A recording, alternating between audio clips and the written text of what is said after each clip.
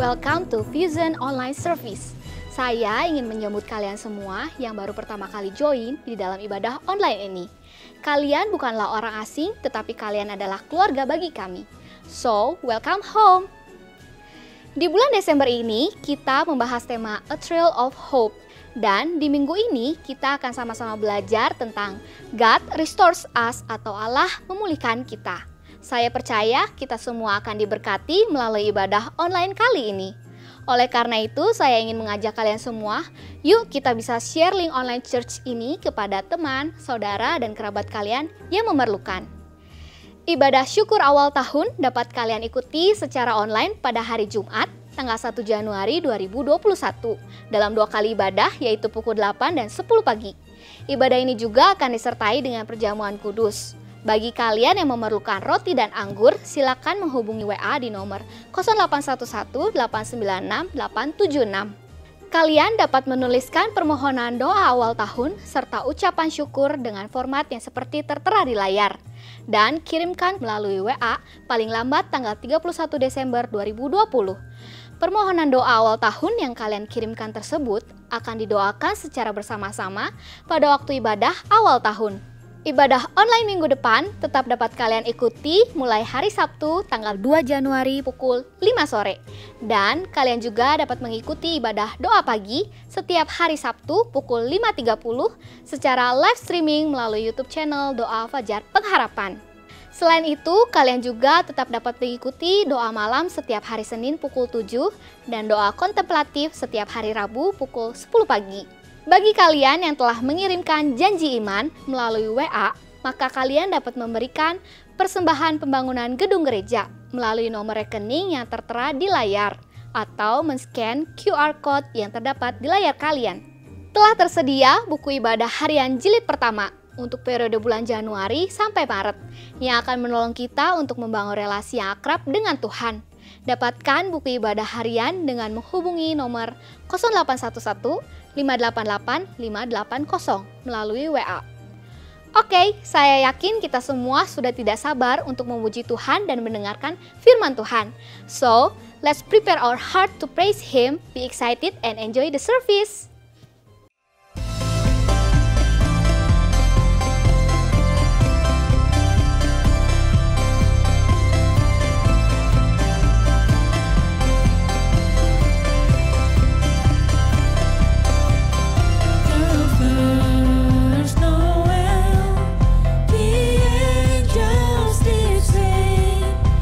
Certain poor shepherds in fields as they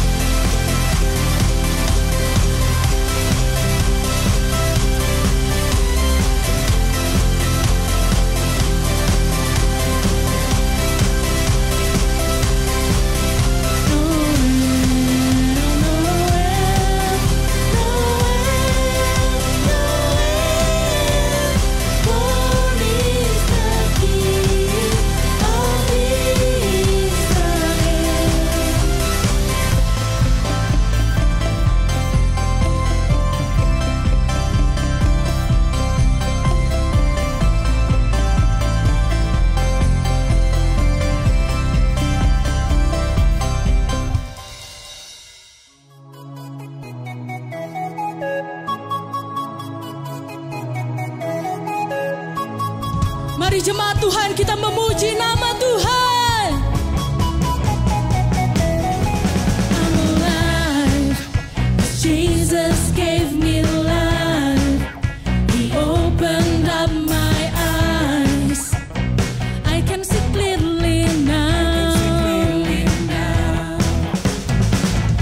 Oh, everybody dance now. Oh, everybody give it up for Jesus. Give him glory, for he has redeemed us. Everybody give it up for Jesus. Praise his name.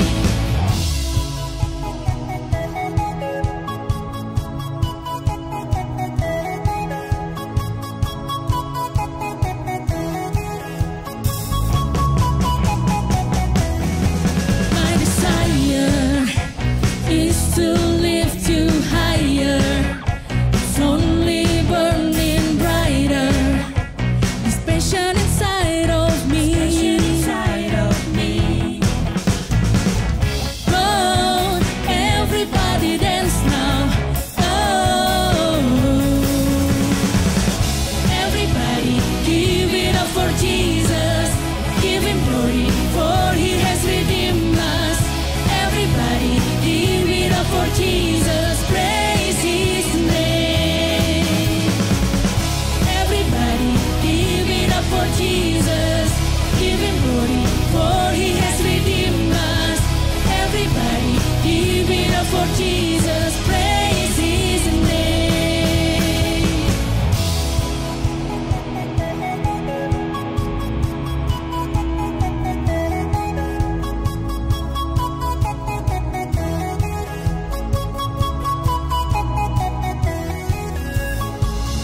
His praise is bursting out. I can't contain it now. His praise is bursting out.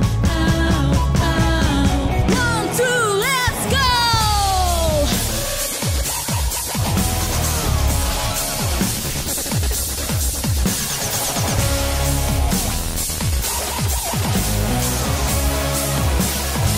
Hanya nama Yesus yang patut kami tinggikan.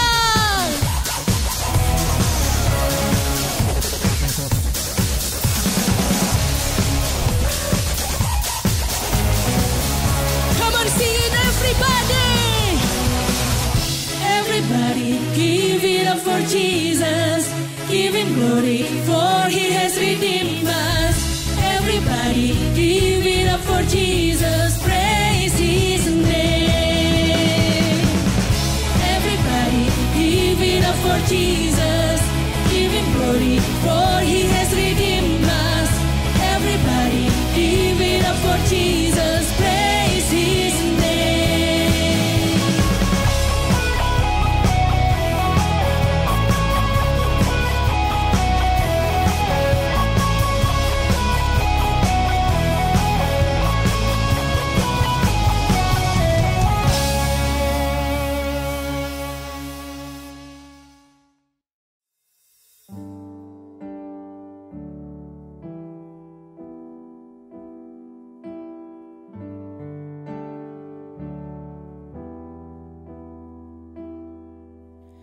Grander this quake before,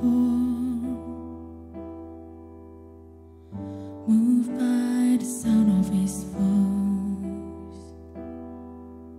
Seas that are shaken and stirred can be calm and broken for my regard. Through it all, my eyes are on you. Through it all, it is well. Through it all, my eyes are on you, and it is well with me.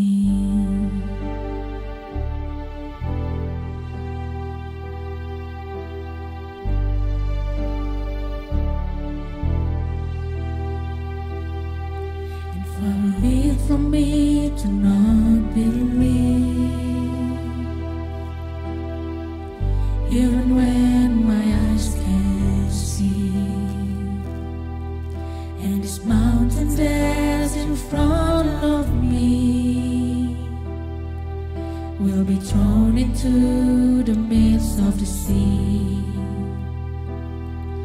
Through it all, my eyes are on you. Through it all, it is well. Through it all, my eyes are on you, and it is well. It is well. So let go, my soul, and trust in Him. The waves and wind still know His name. So let go, my soul, and trust in Him. The waves and wind still know His name. So let go, my soul, and trust in Him. The waves and wind still know His name. The waves and wind still know His name.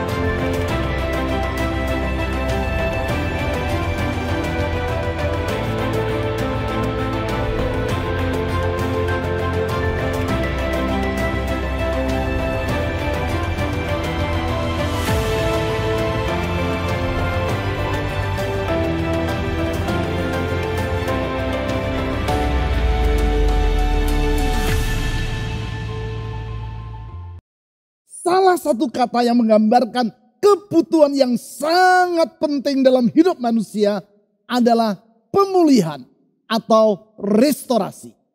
Pemulihan artinya mengembalikan kepada kondisi yang semula. Khususnya dari keadaan yang berantakan dikembalikan kepada kondisi yang tertata dan berfungsi kembali seperti pada awalnya. Tema inilah yang diangkat melalui acara serial televisi Hoarders yang sangat populer di Amerika Serikat. Hoarders artinya penimbun. Di dalam acara tersebut ditayangkan tentang rumah yang keadaannya berantakan luar biasa, yaitu penuh dengan timbunan barang-barang yang sudah tidak digunakan oleh penghuninya.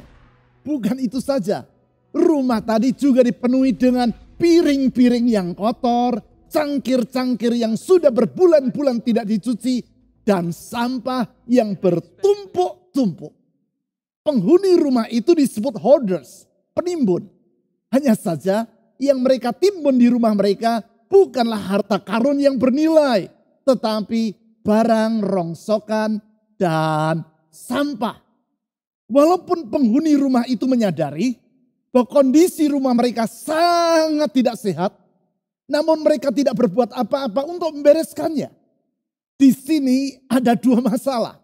Pertama, mereka membiarkan keadaan itu. Mengapa? Karena lama-kelamaan mereka menjadi terbiasa dengan kondisi yang berantakan tadi.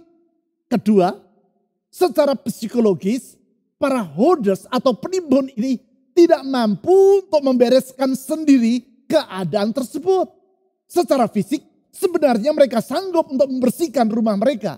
Namun secara psikologis mereka dalam keadaan yang lumpuh tak berdaya. Untuk menolong mereka ini diperlukan intervensi dari luar.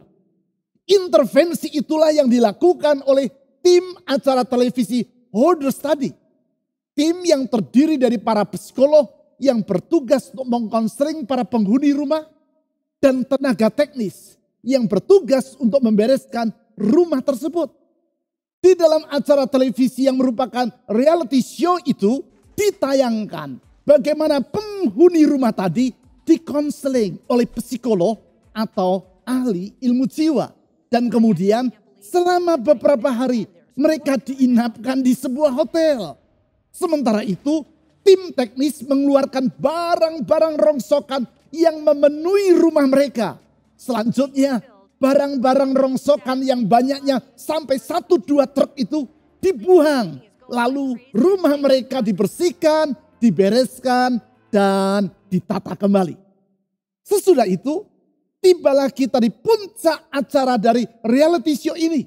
Yaitu ketika keluarga penghuni rumah tadi dibawa masuk ke dalam rumah mereka. Diperlihatkan reaksi mereka ketika melihat keadaan rumah itu.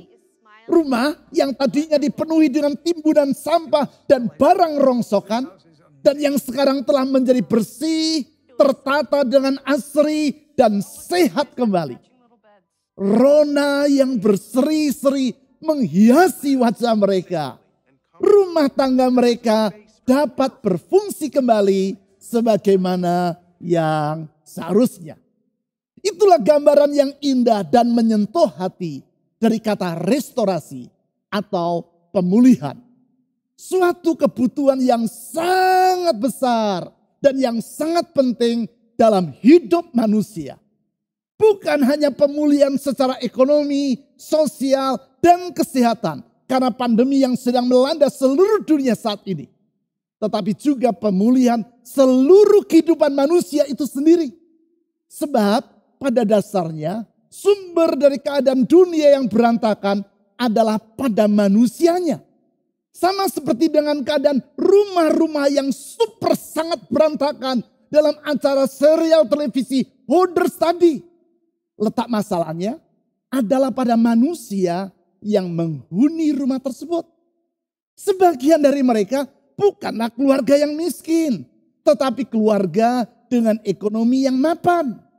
Pendidikan mereka juga tinggi. Namun masalah internal dalam diri mereka telah mengakibatkan rumah mereka menjadi berantakan. Karena itu mereka bukan hanya memerlukan bantuan untuk membersihkan dan menata rumah. Namun mereka mulai dari yang dewasa sampai kepada yang masih bocah memerlukan konseling dari psikolog untuk menolong mereka. Hal itu pula lah yang menjadi alasan dari kedatangan Yesus Kristus ke dunia 2000 tahun yang lampau. Ia datang untuk memulihkan kehidupan manusia. Pemulihan yang dimulai dari manusianya dan yang kemudian akan berdampak terhadap dunia yang mereka huni. Pemulihan yang sangat kita perlukan. Sebab sesungguhnya kita sama seperti para holders dalam acara televisi yang telah saya ceritakan tadi. Mereka sama seperti penghuni dari rumah, yaitu dunia yang berantakan dan yang tidak sehat. Pemulihan yang akan membuat diri kita sama seperti para penghuni rumah tadi. Ketika memasuki rumah mereka yang telah ditata, wajah mereka akan berseri-seri dan hati mereka dipenuhi dengan gairah kehidupan. Itulah hidup dalam a trail of hope. Hidup dalam gairah pengharapan. Pemulihan yang membangkitkan gairah pengharapan itulah yang diwartakan oleh malaikat Tuhan kepada Yusuf, tunangan Maria. Yusuf yang sedang menimbang-nimbang untuk menceraikan Maria. Karena Maria telah mengandung sebelum mereka berdua hidup sebagai suami istri.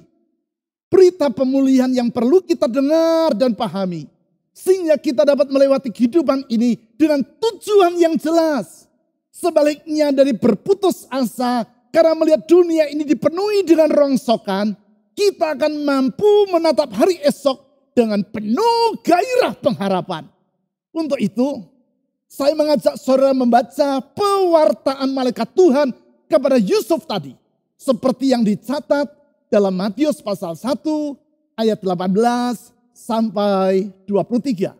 Yaitu dengan terlebih dulu membaca ayat 18 sampai 19 sebagai latar belakangnya. Matius pasal 1 ayat 18 sampai 19. Kelahiran Yesus Kristus adalah seperti berikut. Pada waktu Maria, ibunya, bertunangan dengan Yusuf, ternyata ia, yaitu Maria, mengandung dari Roh Kudus sebelum mereka hidup sebagai suami istri.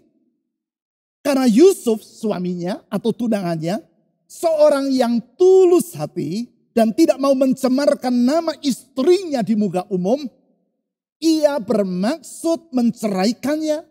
Yusuf bermaksud menceraikan Maria dengan diam-diam. Menanggapi rencana Yusuf untuk menceraikan Maria ini, maka Allah mengutus malaikatnya guna menjelaskan kepada Yusuf tentang mengapa Maria mengandung, siapakah bayi yang dikandungnya, dan apakah yang menjadi tujuan Allah di balik kelahiran dari bayi tersebut di dunia. Hal ini dicatat di ayat 20 sampai 21. Mari kita baca ayat-ayat tersebut. Matius pasal 1 ayat 20 sampai 21. Tetapi ketika Yusuf mempertimbangkan maksud itu, malaikat Tuhan nampak kepadanya dalam mimpi dan berkata, Yusuf anak Daud, janganlah engkau takut mengambil Maria sebagai istrimu. Alasannya, sebab anak yang di dalam kandungannya adalah dari Roh Kudus. Ayat 21. Ia, Maria, akan melahirkan anak laki-laki. Dan engkau akan menamakan dia Yesus. Alasannya, karena dialah yang akan menyelamatkan umatnya dari dosa mereka. Kepada Yusuf, malaikat Tuhan menjelaskan bahwa apabila Maria mengandung, hal tersebut adalah karena rancangan Allah yang besar bagi umat manusia. Lebih lanjut, sang malaikat berkata bahwa Yusuf harus menamakan bayi itu Yesus. Alasannya yaitu karena dialah yang akan menyelamatkan umatnya dari dosa mereka. Dari pernyataan malaikat Tuhan ini, kita dapat melihat tujuan dari kehadiran Yesus Kristus di dunia, yaitu untuk menyelamatkan umat manusia. Penyelamatan yang merupakan bagian dari rencana Tuhan untuk memulihkan kehidupan manusia dan dunia tempat di mana mereka berada. Pemulihan yang seperti disampaikan oleh malaikat Tuhan kepada Yusuf meliputi 3 aspek dari keselamatan.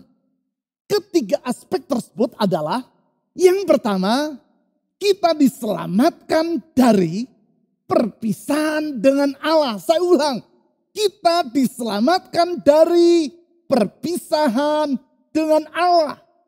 Hal ini disampaikan oleh malaikat dalam kalimat, dialah yang akan menyelamatkan umatnya dari dosa mereka. Menyelamatkan dari, save from. Dalam hal ini yaitu dari dosa yang menjadi pemisah antara manusia dengan Allah. Konsep yang nampaknya sederhana ini acap kali tidak cukup dipahami oleh kebanyakan orang. Saya teringat suatu hari saya makan malam berdua dengan seorang pemuda yang belum menjadi seorang pengikut Kristus. Yang bersangkutan sama sekali belum pernah ke gereja ataupun mendengar tentang ajaran dan iman Kristiani. Kepada pemuda itu saya berkata, kalau kita menerima Yesus, kita pasti akan diselamatkan. Dengan kebingungan pemuda itu bertanya kepada saya, menerima Yesus itu artinya apa, Pak? Saya jawab, itu artinya adalah percaya bahwa Yesus adalah Tuhan dan juru selamat manusia. Kemudian dengan nada yang semakin kebingungan, pemuda tadi bertanya lagi, lalu kalau selamat artinya apa? Saya jawab, selamat artinya adalah ya selamat. Di dalam hati saya berkata, masa kata selamat saja orang ini tidak mengerti artinya? Dengan polos pemuda itu bertanya lagi kepada saya. Maksudnya selamat dari tabrakan atau dari kecelakaan atau dari apa, Pak? Seketika itu juga saya tersadar bahwa bagi kita kata selamat terasa seakan-akan sudah kita pahami. Walaupun ketika kita ditanya oleh orang lain, ternyata kita belum cukup mengerti artinya dengan jelas. Apalagi bagi orang yang belum menjadi pengikut Kristus. Arti dari kata itu sangatlah kabur. Ingat, aspek yang pertama dari keselamatan adalah selamat dari, save from. Di dalam hal ini, sebagaimana yang diutarakan oleh malaikat Tuhan tadi, diselamatkan dari dosa. Artinya kita dibebaskan dari ikatan kuasa dosa yang telah memisahkan kita dari Allah dan dilepaskan dari hukuman karena dosa-dosa kita. Tentu sebagaimana orang yang dibebaskan dari hukuman, maka keselamatan ini membangkitkan sukacita di dalam diri orang yang mengalaminya. Sukacita dalam bentuk gairah pengharapan. A trail of hope. Selanjutnya, aspek yang kedua dari keselamatan adalah kita diselamatkan oleh Allah melalui Yesus Kristus. Kalau aspek yang pertama adalah diselamatkan dari, save from, maka aspek yang kedua ini adalah save by, atau diselamatkan oleh. Di dalam hal ini yaitu diselamatkan oleh Allah melalui Yesus Kristus. Alkitab dengan sangat jelas berkata bahwa kita tidak mampu menyelamatkan diri kita sendiri. Kalau kita diselamatkan, hal tersebut bukan karena hasil usaha kita, tetapi pemberian Allah. Pemberian yang Ia limpahkan sesuai dengan kebaikannya terhadap kita dalam Kristus Yesus. Sebagaimana orang-orang yang kehidupannya ditayangkan dalam acara serial televisi Hoarders yang telah saya ceritakan tadi. yaitu yang tidak mampu membebaskan rumah mereka dari timbunan rongsokan. Demikianlah manusia tidak mampu menyelamatkan diri mereka sendiri dari ikatan dosa dan akibat dari keberdosaan mereka. Kita bagaikan orang yang terjerumus ke dalam kolam lumpur atau dalam bahasa Inggris quicksand. Kita tidak mampu keluar dari perangkap yang membinasakan tersebut. Semakin kita bergerak, semakin kita akan tenggelam ke dalam lumpur itu. Semakin kita berupaya, semakin dalam kita akan terjerumus ke dalam quicksand. Hanya ada satu cara bagi kita untuk dapat dilepaskan dari keadaan tersebut, yaitu apabila ada pribadi yang lain yang berada di luar kolam, yang melemparkan tali dan menarik kita keluar dari lumpur. Masalahnya adalah semua manusia, tidak seorang pun yang tidak, sedang berada di dalam kolam lumpur, yaitu keberdosaan tadi. Sehingga tidak ada seorang pun yang dapat menolong kita. Bagaimana kita dapat menyelamatkan orang lain kalau diri kita sendiri pun tidak mampu kita selamatkan? Berita baik, berita sukacita. Ada satu pribadi yang berada di luar kolam lumpur dosa. Hanya satu pribadi itulah yang dapat menyelamatkan kita. Dia adalah Allah sendiri. Allah bukan manusia. Sehingga ia berada di luar kolam lumpur dosa. Untuk itulah dia telah datang ke dunia. Lahir sebagai seorang manusia. Manusia yang tanpa dosa. Manusia yang berada di luar kolam lumpur dosa. Dia adalah Yesus Kristus, Juru Selamat kita. Itulah berita baik yang diwartakan oleh malaikat kepada Yusuf dengan berkata, engkau akan menamakan dia Yesus. Karena dialah yang akan menyelamatkan umatnya dari dosa mereka. Dia diberi nama Yesus. Karena kata Yesus dalam bahasa Ibrani adalah Yeshua. Yang secara harafiah artinya adalah God saves. Allah menyelamatkan. Melalui Yesus Kristus. Allah menyelamatkan kita dari dosa-dosa kita. Keselamatan yang tak dapat kita peroleh dengan upaya kita sendiri. Keselamatan yang merupakan anugerah Allah yang sangat mulia. Keselamatan yang membebaskan kita dari masa lalu yang kelam. Membentangkan masa depan yang gemilang. Dan yang membawa kita untuk hidup di dalam penyertaan Allah di masa sekarang. Di dalam kesadaran bahwasanya kita sangat memerlukan penyertaan Allah dalam Yesus Kristus ini. Saya mengajak saudara untuk menyerahkan diri kepada Tuhan melalui doa. Penyertaan Tuhan yang mengakibatkan hidup kita bagaikan pohon yang ditanam di tepi aliran air. Sehingga tidak akan layu di musim kemarau, tetapi menghasilkan buah pada musimnya. Mengakhiri tahun yang sedang kita lalui dan mengawali tahun yang ada di depan kita, kita perlu semakin menyerahkan hidup kita kepada Allah. Untuk itu, saya mengajak saudara mengikuti ibadah doa pada hari Sabtu pagi yang akan datang. Saudara dapat mengikuti ibadah doa tersebut melalui YouTube channel Doa Fajar Pengharapan Live. Di dalam ibadah doa yang diselenggarakan secara live dari Pasir Koja dan disiarkan secara live streaming ini, saya akan membimbing saudara untuk masuk ke dalam hadirat Tuhan serta mendoakan semua saudara. Kita bersyukur bahwa Allah melalui Yesus Kristus telah, sedang, dan akan memulihkan hidup kita. Pemulihan yang memungkinkan kita untuk menatap hari esok dengan penuh sukacita dan melewati hari-hari yang kita jalani bukan dengan keputusasaan, tetapi dengan penuh gairah pengharapan. A trail of hope.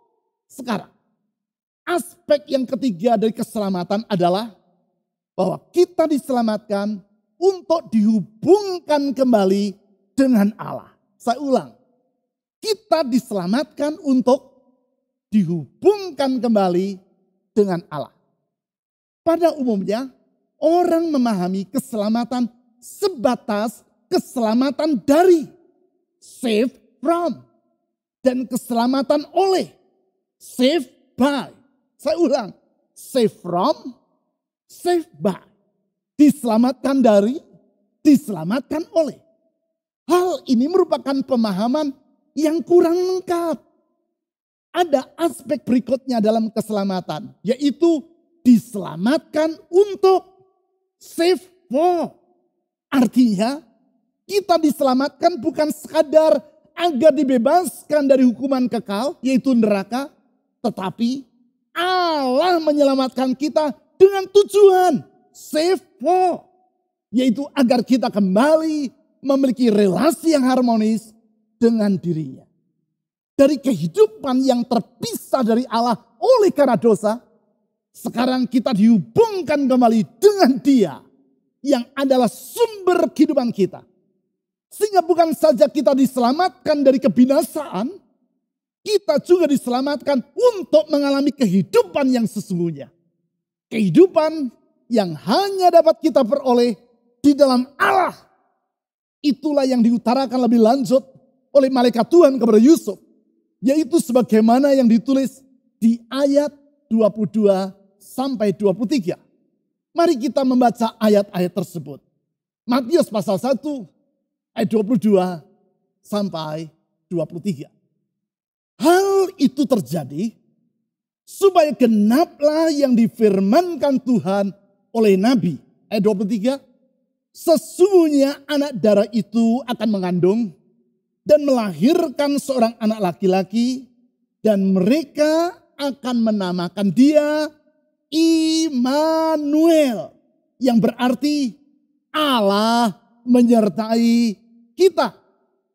Di sini malaikat Tuhan berkata bahwa kelahiran Yesus, Sang Juru Selamat, adalah dalam rangka penggenapan dari firman Allah tentang Immanuel, yang artinya Allah menyertai kita.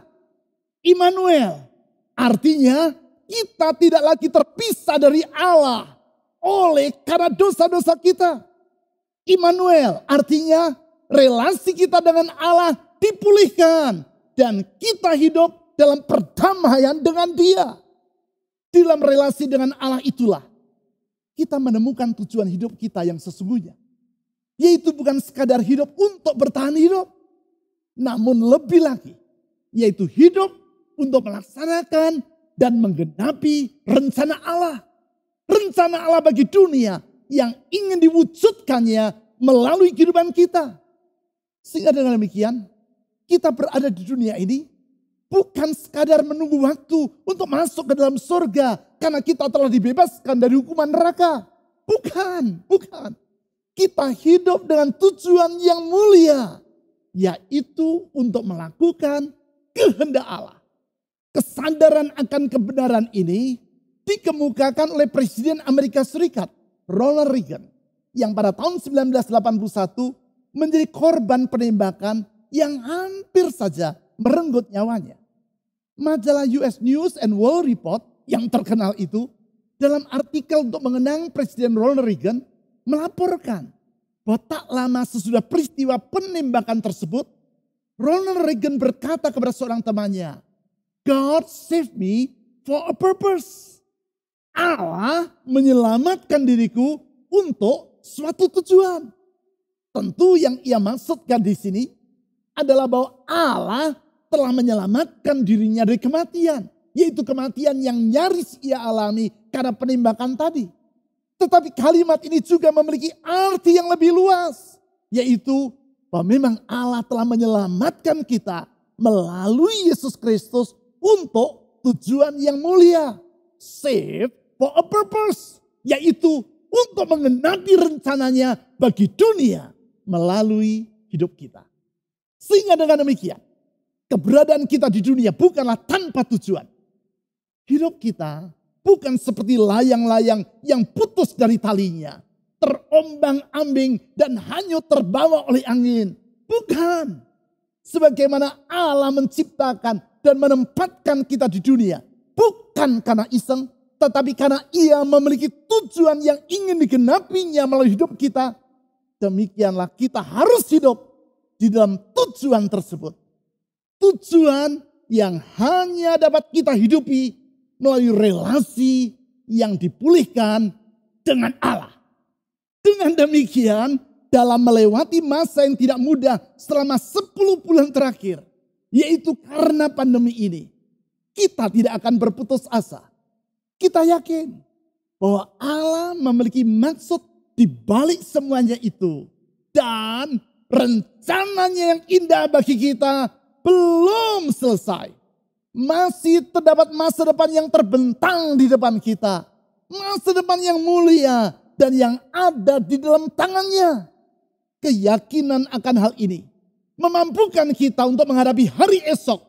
Bukan dalam keputusasaan, tetapi dalam pengharapan kepada Tuhan. Di dalam pengharapan kepada Tuhan tersebut, saya mengajak saudara untuk mengakhiri tahun 2020 dan menyerahkan perjalanan hidup kita di tahun 2021 ke dalam tangannya melalui ibadah awal tahun, yaitu hari Jumat tanggal 1 Januari yang akan datang. Saudara dapat mengikuti ibadah ini pada jam-jam seperti yang terpampang pada layar di depan saudara. Saudara tidak dapat mengikutinya kapan saja seperti ibadah yang sedang saudara ikuti saat ini. Oleh sebab itu, catatlah jam-jam ibadah yang ditampilkan di hadapan saudara tersebut. Di dalam ibadah awal tahun itu, kita akan bersyukur kepada Allah untuk semua kebaikannya yang telah kita alami di sepanjang tahun 2020.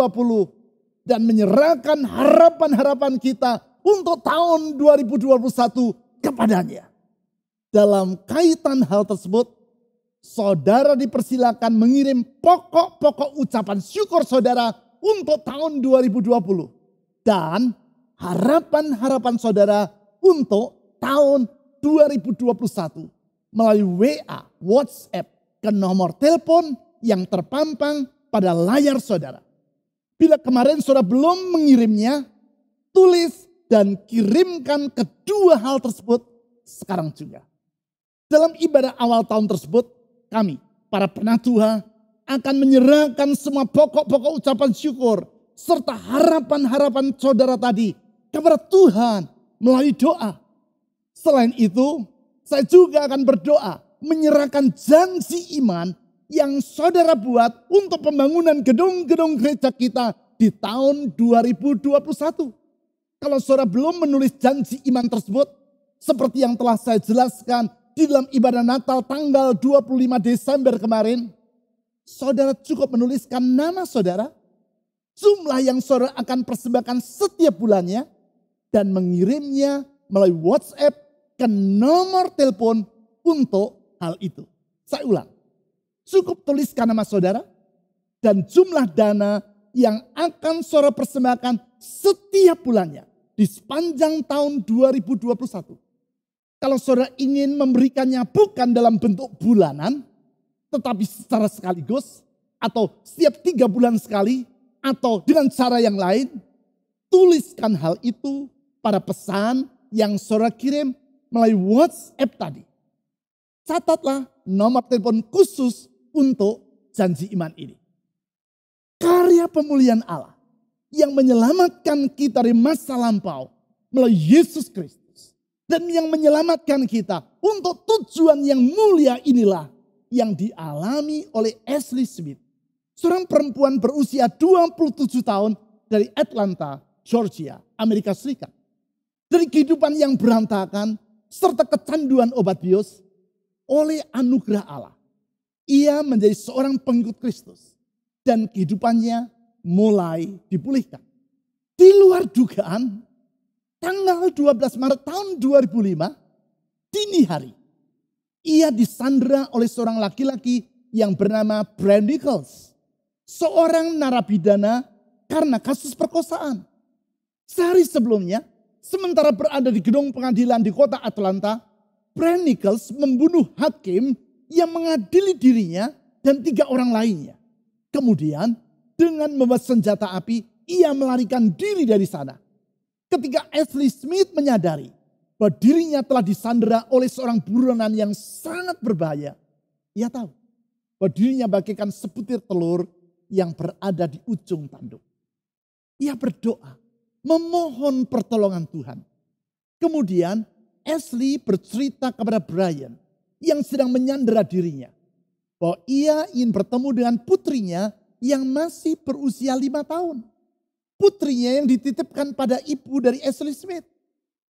Perkataan Ashley Smith ini melunakkan hati Brand Nichols, sehingga ia melepaskan tangan Ashley dari ikatan. Tanpa tahu apa yang harus ia lakukan, Ashley mengambil buku The Purpose Driven Life. Hidup yang digerakkan oleh tujuan. Tulisan dari Rick Warren, seorang gembala jemaat yang terkenal dari California.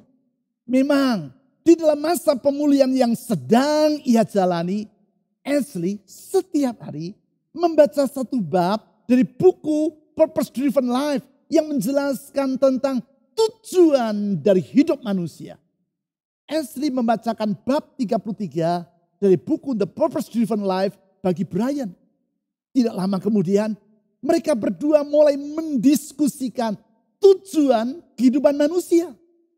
Pembicaraan dengan Ashley ini menenangkan hati Brand Nichols. Sebagai akibat, ia mengizinkan Ashley untuk keluar dari rumah guna menemui putrinya. Segera begitu meninggalkan rumahnya dengan mobil, Ashley menelpon polisi. Beberapa menit kemudian polisi datang dan Brand Nichols menyerahkan diri. Brand Nichols dijatuhi hukuman penjara seumur hidup. Sedangkan Ashley membangun kehidupan yang baru. Itulah karya pemulihan Allah. Baik dalam hidup Ashley Smith maupun Brand Nichols. Karya pemulihan Allah dalam Yesus Kristus. Yang mengakibatkan mereka menemukan purpose atau tujuan dalam hidup mereka. Karena sesungguhnya kita diselamatkan untuk suatu tujuan. Save for a purpose. Oleh sebab itu, seharusnya kita tidak hidup secara asal-asalan. Namun harus mengisinya dengan kehidupan yang penuh dengan makna. Kehidupan seperti itulah yang saya ingin saudara untuk melaluinya di hari-hari yang ada di hadapan kita. Sehingga bila tahun yang akan segera kita akhiri ini, kita isi dengan hidup yang benar-benar hidup atau fully alive, maka tahun yang ada di hadapan kita akan kita lalui dengan hidup yang maju ke depan, forward, maju ke depan dengan arah yang jelas, yaitu untuk menggenapi rencana Allah dalam kehidupan kita. Sebentar, saya akan berdoa bagi dirimu. Bukalah hati saudara. Bersyukurlah kepada Allah yang merestorasi atau memulihkan hidupmu. Allah yang di dalam Yesus Kristus telah menjamin hari depanmu. Pemulihan yang Allah kerjakan di dalam hidup kita. Sehingga kita dapat berkata, sungguh di dalam Yesus kita akan hidup dalam gairah pengharapan. A trail of hope.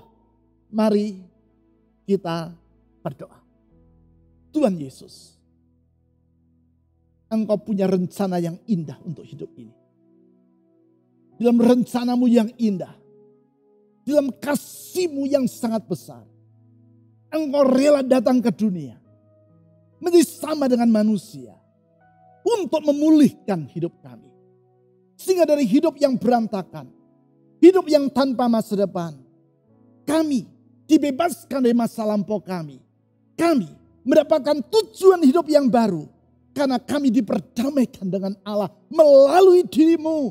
Save from our past and save for a great purpose.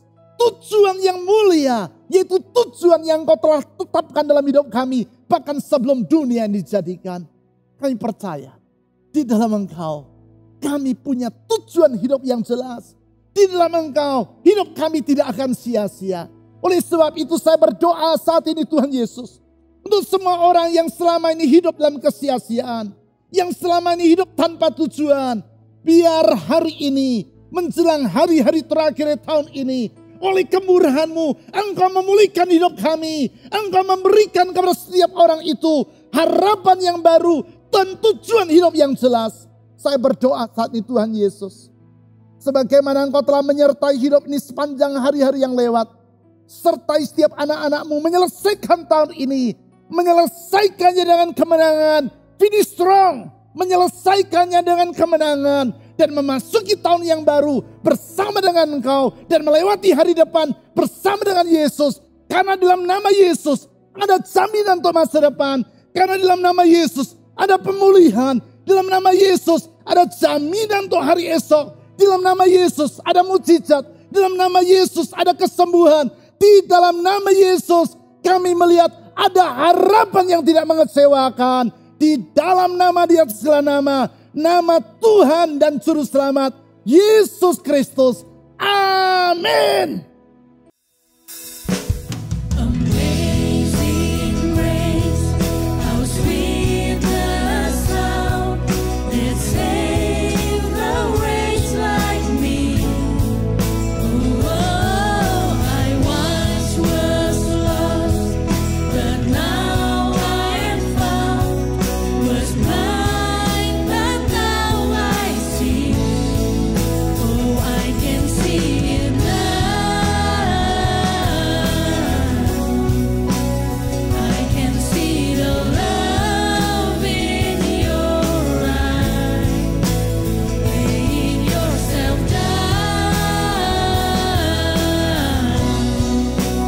raising up the broken to life. Oh, I can see it now. I can see the love in your eyes, laying yourself down, raising up the broken to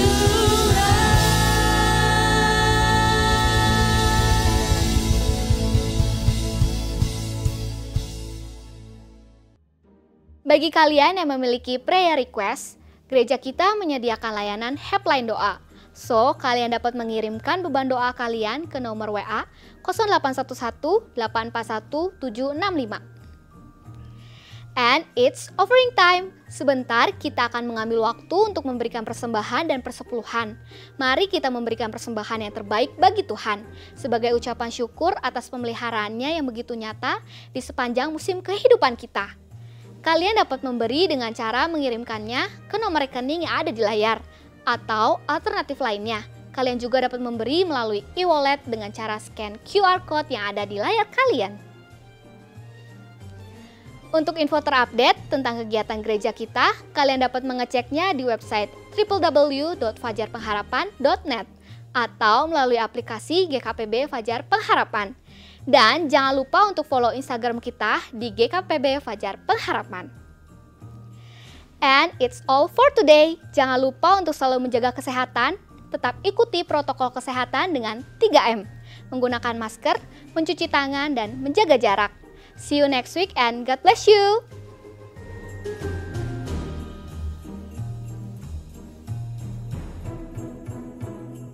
Mari kita berdoa untuk mengakhiri ibadah online kita pada hari ini.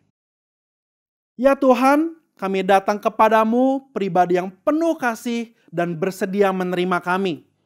Pulihkan kehidupan kami dan bawa kami untuk terus berjalan di dalam rencana-Mu yang sempurna bagi kehidupan kami. Bersama Engkau, kami akan melewati perkara-perkara yang besar. Curahkan berkat-Mu ya Tuhan, biar damai sejahtera, sukacita, dan penyertaan Roh Kudus senantiasa ada di dalam kehidupan jemaat-Mu. Mampukan kami ya Tuhan untuk melewati hari-hari yang ada di depan kami, dan kami mau memegang janji Tuhan bahwa ada kemenangan bagi setiap orang yang mengandalkan Engkau.